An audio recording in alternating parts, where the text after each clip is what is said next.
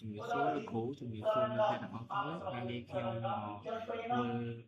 ប្រាប់អំពី type of contractor ឥឡូវហ្នឹងដូចអ្នកទាំងអស់គ្នាបានឃើញហ្នឹងនៅមានpublic class person class ហ្នឹងគឺជាគំរូ template សម្រាប់បង្កើត object ហើយ person ហ្នឹងតំណាងឲ្យមនុស្សម្នាក់ហើយបន្តមកទៀតខ្ញុំមាន variable មានដូចជាpublic string name ហើយនិង public integer age ហើយកន្លែងនេះគឺជា default constructor ហ្នឹងគឺជា method ដែលដំណើរការ automatic ពេលបង្កើត object ហើយនឹងdefault constructor ហ្នឹងវាអត់មាន parameter វាកំណត់ឲ្យឯនេះវាកំណត់តម្លៃដើមដូចថាឈ្មោះណាមរងសវណ្ណរាគឺ x 22ហើយបន្តមកទៀតគឺជាកន្លែងនេះគឺជា method show method show វាសម្រាប់បង្ហាញទិន្នន័យពី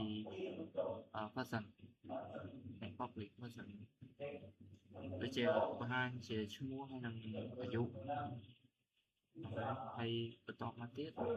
គឺអានេះគេហៅថា main program ដែល person ពេលស្មើនឹង person ហ្នឹងវាបង្កើត object ពី class person ហើយពេលនេះវា constructor ហ្នឹងវានឹងទៅរកកំណត់ឈ្មោះហើយនឹងអាយុហើយP ដល់ show នេះហៅថា meta show បង្ហាញលទ្ធផលហើយចំណែកកូនរបស់នេះវិញគឺបង្ហាញពីការប្រើ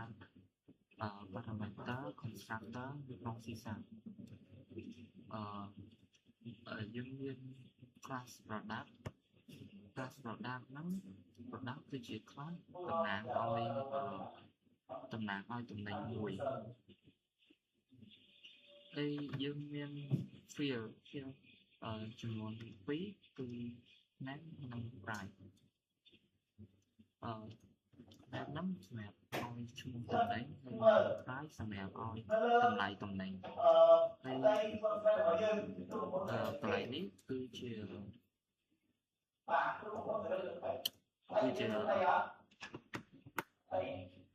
កន្លែងនេះគឺជា parameter constructor constructor នេះមាន parameter មាន string name ហើយនិង double branch ហើយពេលបង្កើត object យើងត្រូវតតម្លៃចូល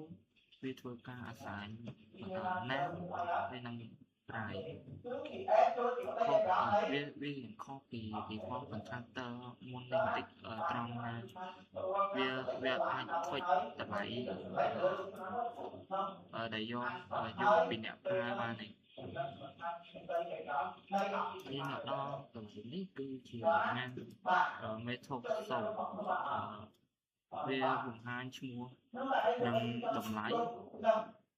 ហើយវា format name ហើយមកដល់កន្លែងនេះវាគឺជា main program ដែល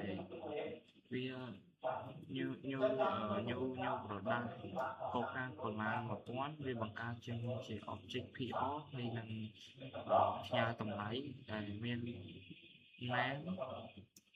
ហើយនឹង price ហើយវានឹងបង្ហាញលទ្ធផល pixel នេះវានឹងបង្ហាញលទ្ធផលហើយយើង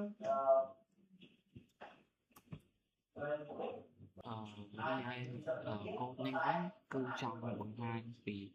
constructor overloading ក្នុង C# មាន constructor ច្រើនក្នុងខាងតែមួយយើងមាន class employee ហ្នឹងគឺជា class តំណាងឲ្យបុគ្គលិកហើយបន្តមកទៀតយើងមាន field ដែលមាន public string name និង public double salary ណែមតំណាងឲ្យឈ្មោះហើយ salary មួយខែ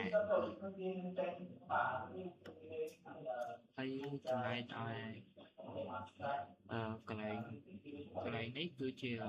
default constructor មាន parameter ចង់ប្រើពេលចង់និយាយថា name ស្មើនឹង unknown ហើយ salary มันបានកំណត់តម្លៃ default ស្មើ0ហើយនឹងហើយកន្លែងនេះគឺជា constructor ដែលមាន parameter មួយដែលដល់តែឈ្មោះហើយ salary គឺ0ហើយនេះគឺជា constructor ដែលមាន parameter 2មាន name និង salary ដែលផ្ដល់ទាំងឈ្មោះទាំងប្រាក់ខែហើយអាហ្នឹងគេហៅថា constructor overlanding ឈ្មោះដូចគ្នាតែ parameter ខុសគ្នាហើយនេះគឺជា method វាបង្ហាញឈ្មោះនិង salary តទៅទៀតមកដល់កន្លែងនេះគឺជា main program តែ EMP1 ហ្នឹងគេថា constructor ទី1 name unknown salary ស្មើ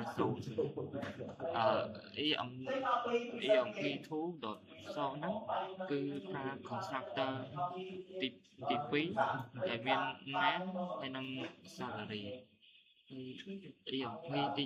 3ដែលមាន0ដល់0ហ្នឹងគឺថា constructor ទី3ដែលមាន name salary អរ